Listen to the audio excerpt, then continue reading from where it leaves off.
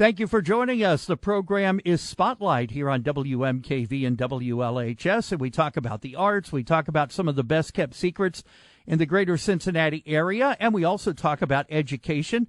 And we have a very special guest joining us for the first time here on Spotlight, and that is Bob Elmore, the Executive Director of an organization called the Chatfield Edge. Now, Chatfield might ring a bell for you because there was a Chatfield College. And Bob, thank you for joining us here, and tell us about the origin and the mission of Chatfield Edge.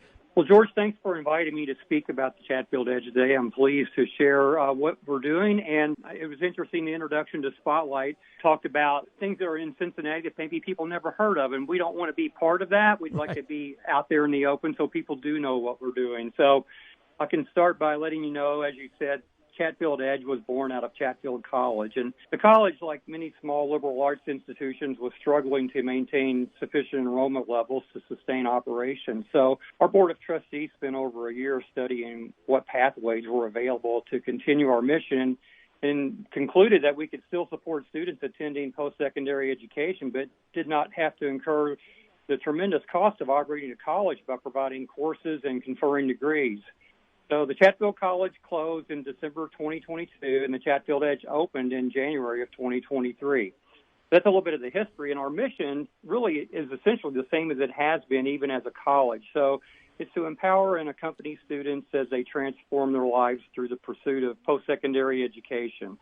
And our work is rooted in the legacy of the Ursuline Sisters of Brown County, and we welcome people of all faiths or no faith backgrounds. We envision a world in which first-generation under-resourced students are equipped to reach their potential goals and educational dreams and increase their employability, deepening their impact on their families and their communities. So infused within our value system are the Ursuline values of nurturing the whole person and respecting their uniqueness, fostering collaboration with an open attitude of optimism and flexibility, forming servant leaders to help reach out to the community, and living gospel values by encouraging faith development. So that's in a nutshell what we're about, and a lot of it's the same. It's part of that 178-plus year legacy of the Ursulines in Brown County and the work they did there and continue to do today, and we're proud to be able to continue that forward. Bob Elmore, our special guest from Chatfield Edge. They're at chatfieldedge.org, and we'll give this information throughout the program as well as a phone number. You mentioned first-time and non-traditional students that you're also helping to target.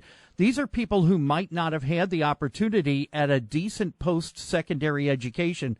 Tell us how you reach out to first-time and what might be considered non-traditional students, and what constitutes those two groups. It's two different pathways, really. We have a very extensive network with the high school counselors in the area because of the college days and working through the College Credit Plus program. So we've got a national pipeline there, but what we've discovered is a lot of times in that market, first-generation under-resourced students a lot of times don't think they have the money to go to post-secondary education. And secondly, they don't know how to get started because they don't have anyone in their family or immediate family that can help guide them through that process. I get that because I was a first-generation under-resourced college student myself, and I had to figure a lot of things out on my own. Fortunately for me, and it's in my DNA, I don't give up. I keep working my way around barriers and boundaries, but a lot of students and a lot of people aren't like that, so they tend to not even start because they don't know where to start or how to start. So that's one thing that we offer as value as the Chatfield Edge and even back into the college days to help them understand and navigate that landscape so they can get started and hopefully stay in and complete. When it comes to the non-traditional adult students, a lot of those students are coming from our Brown County area and our urban Cincinnati market. They come to us as referrals from other community agencies that may be working with folks in an ESL program, English as a second language. They may be working in a GED program. It may be folks that are released from incarceration and being reintroduced back into society. So there's a lot of organizations that are doing different things in the community that are trying to address the need of support for this population. And so we get a lot of referrals that way, and we're able to sometimes help in one facet or another. We offer a little bit of a different perspective in that we have scholarship funds available, but a lot of these organizations do too. But what sets us apart is the mentoring and the coaching that we can provide. And that comes back to our experience as a college in that we have to do a lot of that coaching and mentoring and building people up and not letting them quit on themselves and give up on themselves. So we are really very good at that, and we have 52 years experience of practice. So I think that's one of the ways that helps us with the adult population in that they have the desire, they put it off for a while, they had family maybe that put their plans off track. That's changed now, and they want to get back into it. So it's very common for us to have students that are starting a post-secondary career in their 40s and 50s.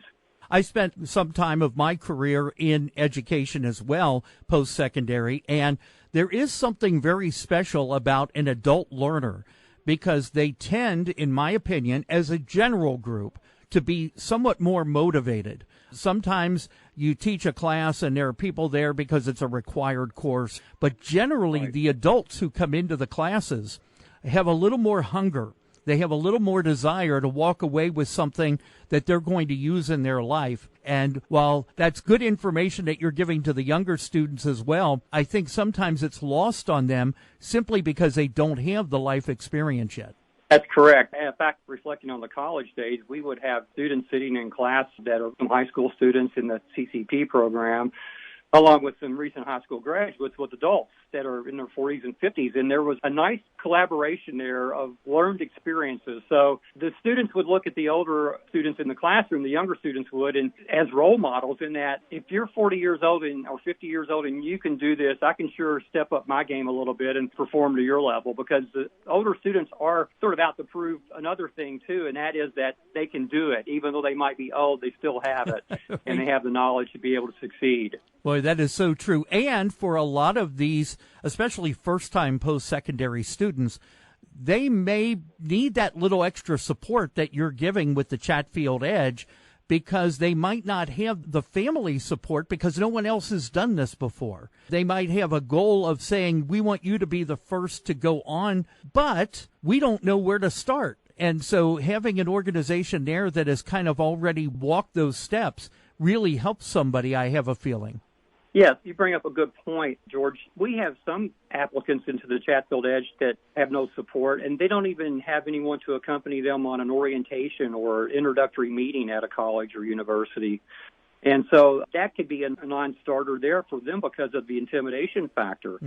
So we have mentors, and our director of programs, David Hessen, accompanies them and helps guide them through that initial step to get started. We don't enable, we empower. And so we can help introduce them to whoever they're working with at the college level, whatever college they're looking at or post-secondary institution. But we can also accompany them on that first meeting to help point them in the right direction and give the other individual on the other end a heads up about what they're working with and how they can be more supportive in terms of they're going to need a little more help and reassurance as they go along this process of matriculation.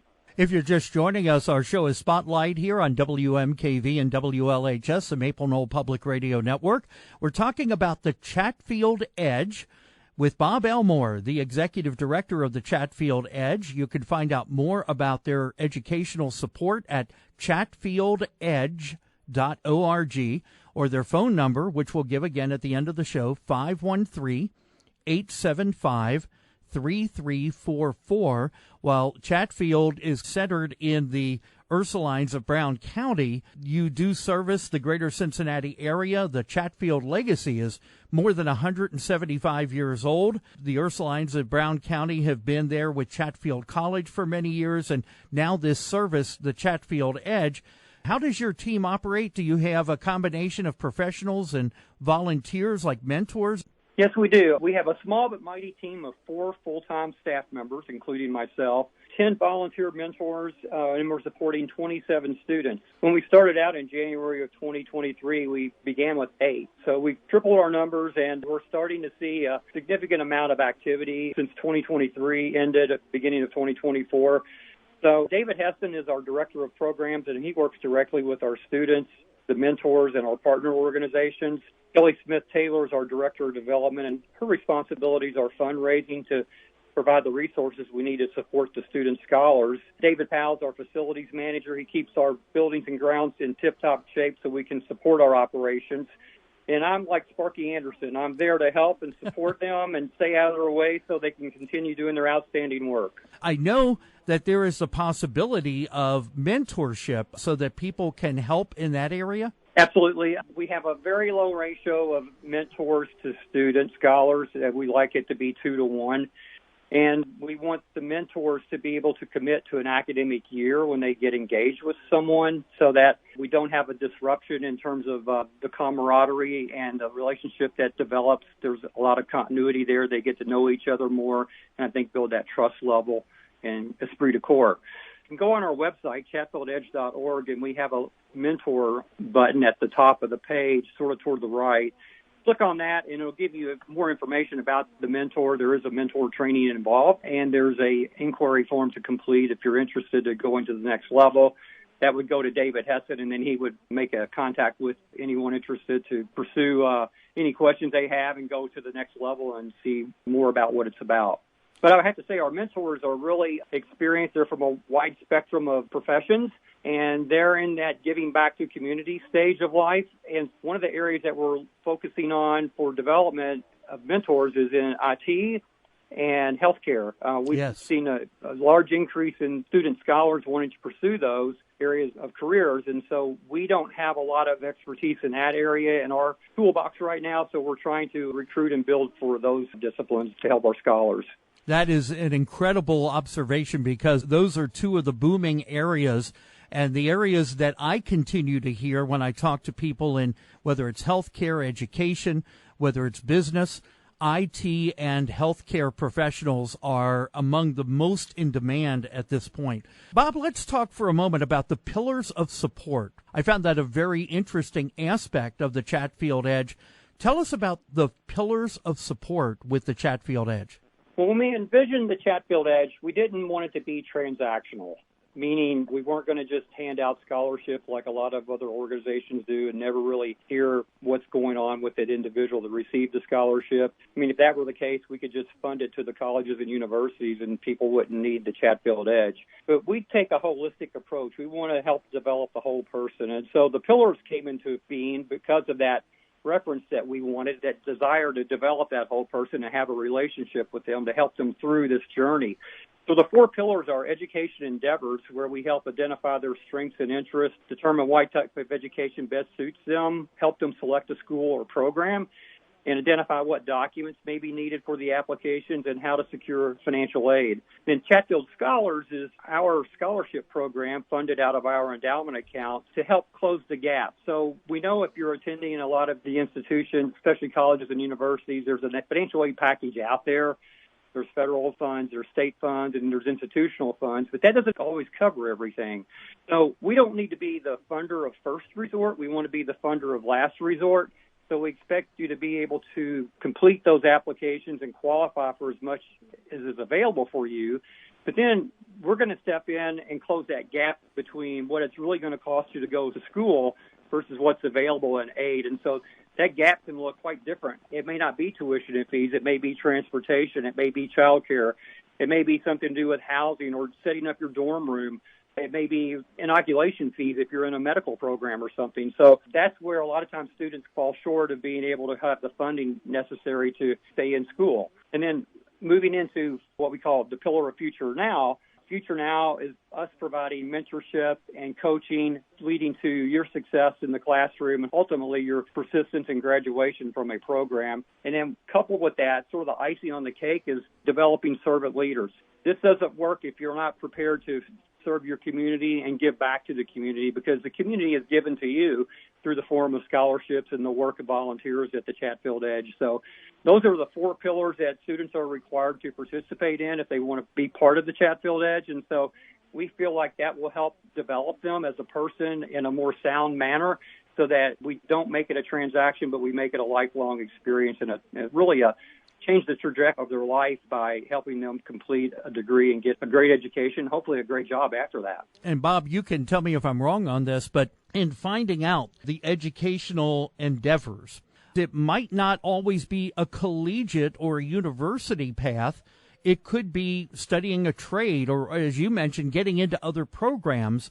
Is that something that you help with as well? Yes, we were very intentional when we formed the Chatfield Edge in that we did not want to exclusively cater to folks that were interested in a college or university, and that was it. We wanted to open it up so that the consumer, i.e. the scholar, may decide to choose something shorter than that. They may decide that they want some kind of skilled trade or credential related to IT, for example, or something in the medical field. So we have students in our program now that are in short-term programs all the way into bachelor programs. So we have students that are in STNA programs. We have students that are in the trade programs at some of the vocational schools around here. And we have students that are at major colleges and universities studying in a four-year program. So we wanted to be, I guess we consider it all-inclusive in that we're not going to try to move you into one direction or another. We're going to help guide you about good choices, but it's your choice, and if that's what you want to pursue, we're going to support you in that endeavor. It also strikes me that the other thing that Chatfield has, and the Chatfield Edge is what we're talking about here, is the recognition of all these years of service to education, that you're kind of a known quantity. So if a student comes through the program of the Chatfield Edge or has that imprimatur of the Chatfield Edge behind them, I think that a university, a school, a trade school would take a harder look at them and say, hey, these people are a little more serious. They have some background in what they want to do, and they have the backing of Chatfield Edge to try to make a success out of their life. Yeah, so they're making a commitment to go above and beyond, really, when they participate as a Chatfield Scholar. And so I think that is a resume builder. And we have good relations with the colleges and universities and post-secondary institutions, and they actually help keep us informed about how students are doing. They can't share private information, but they can let us know they seem to be doing well, and that gives us good information to feed back to them, too. They're participating in activities, so they seem to be enjoying their experience. And because it's voluntary, it's not mandatory, I think that separates us from others.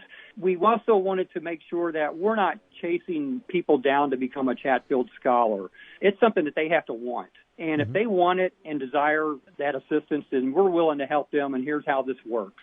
And we've been very fortunate that we haven't had to turn anyone away. They get it, and they actually seek us out.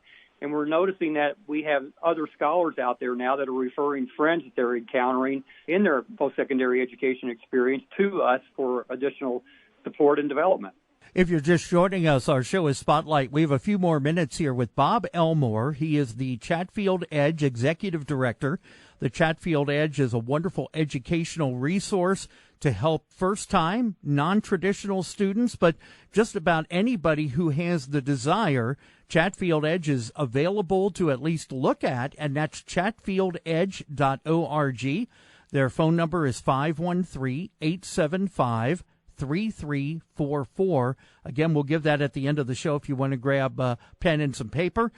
And we have Bob Elmore here with us. Bob, one of the other things that I want to come back to the mentorship for just a moment, because, again, you can always use good mentors.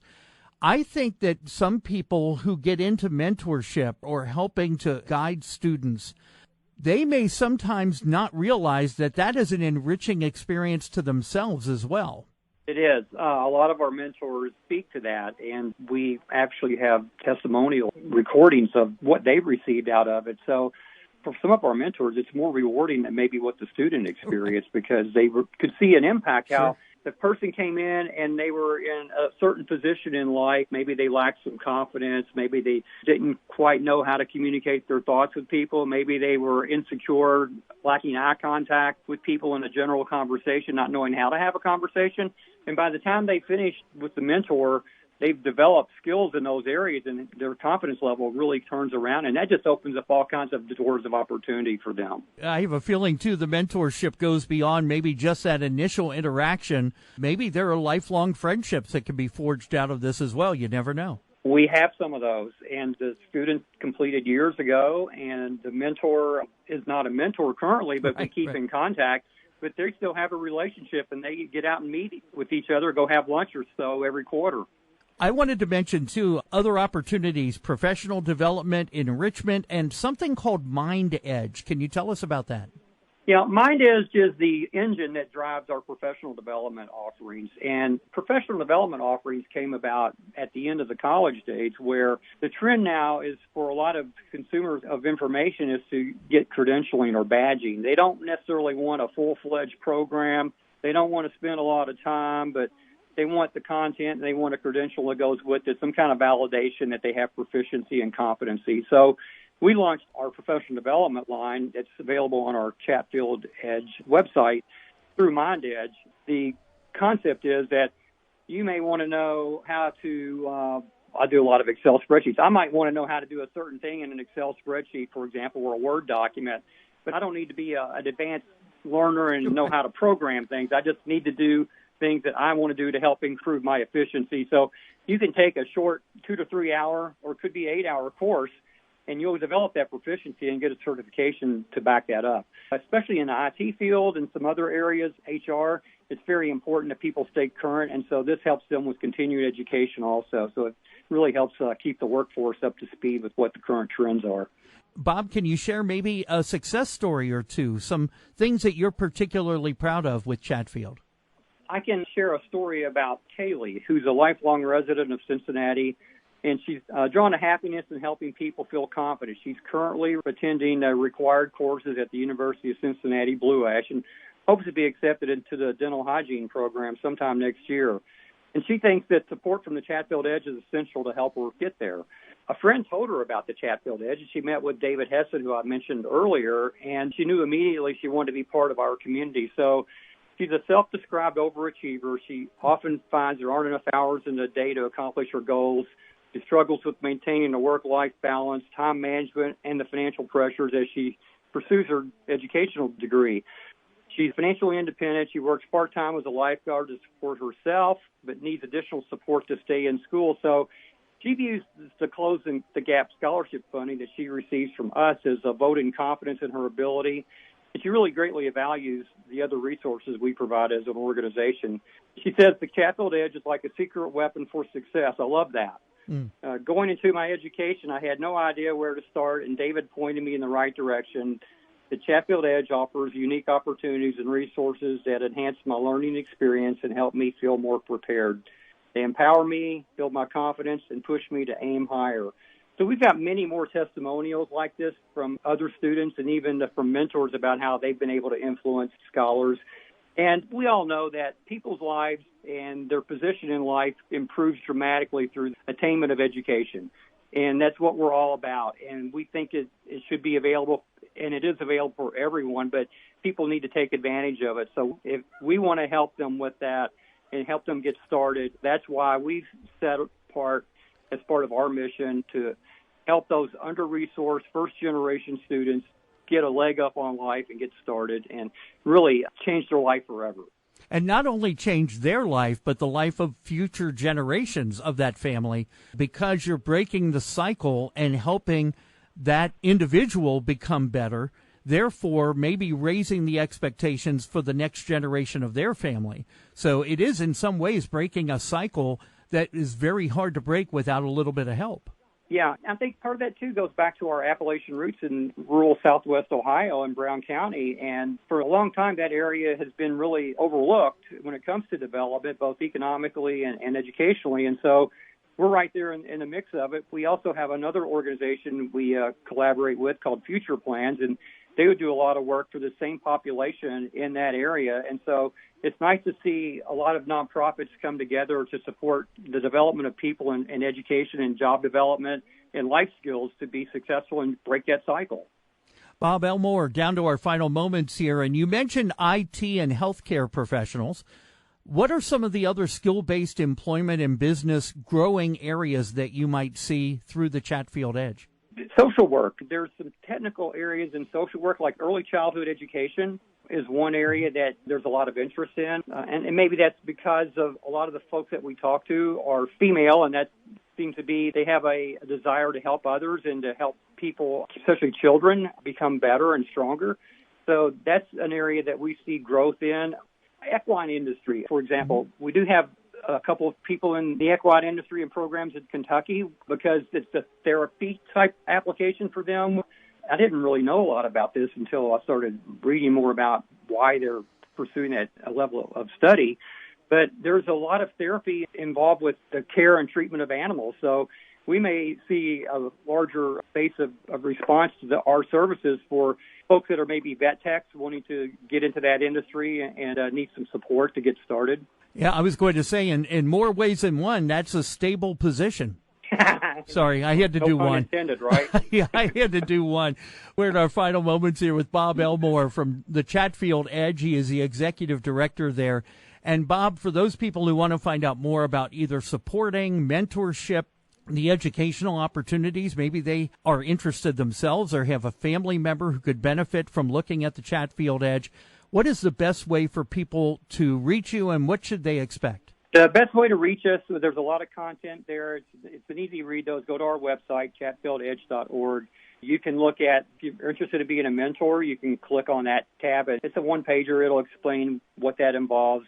And then there's an interest form you can complete. And then once that comes through to us immediately, we reach out as soon as possible within 24 hours to make connections with inquiries to see how we might work together for helping people.